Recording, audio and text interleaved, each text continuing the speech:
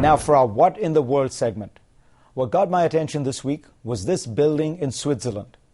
Doesn't look like much, but it happens to be at the center of a firestorm filled with allegations of racism, discrimination, and hate.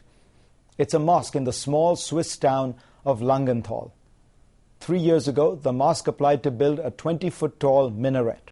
Minarets are the towers adjacent to mosques from which traditionally the Muslim call to prayer is issued 5 times a day.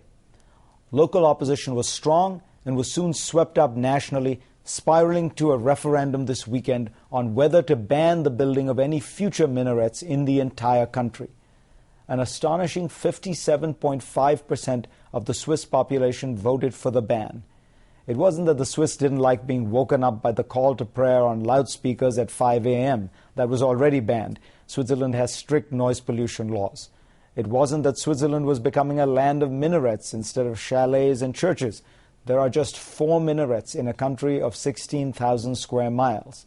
And it wasn't that Switzerland was being overrun by Muslims. There are just 400,000 people identified as Muslims in this country, whose population is 7.5 million, and of those only 60,000 are believed to be practicing. So you might ask, what's the problem? As the Swiss politician Oskar Freisinger said, the minute you have minarets in Europe, it means Islam will have taken over. And Freisinger isn't an oddball. He is a representative of the largest and most powerful political party in Switzerland, the Swiss People's Party.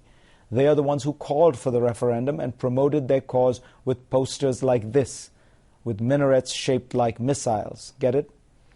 The reaction has been fairly consistently condemnation from around the world. The UN has called the ban discriminatory. The Catholic Church called it a heavy blow to religious freedom.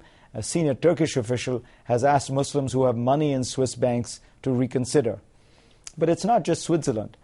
France is in the midst of a long national debate about whether to ban the burqa, the head-to-toe covering that some conservative Muslim women wear. A Belgian newspaper noted this week that minarets are scary and went on to opine that if the Swiss referendum was held in Belgium, there's a strong chance the result would be the same. All over Europe, far-right parties are said to be planning their own minaret bans. Now, many rational Swiss and their European brethren say that what they really want here is assimilation. The minarets, the burqas, the long beards, the unfamiliar customs, they say all these things set the Muslims in their midst apart, which is a very good point. What these Europeans claim to want for the Muslims is to become more like them, to accept their European customs, to dress in a Western manner, to integrate. Fine. But moves like this ban, I think, will do just the opposite. They will drive Muslims in Europe deeper into their own traditions. It will make them feel more hostile. And that hostility will produce a greater sense of divorce from the general public. It would become a sad downward spiral. And we might see it get much worse.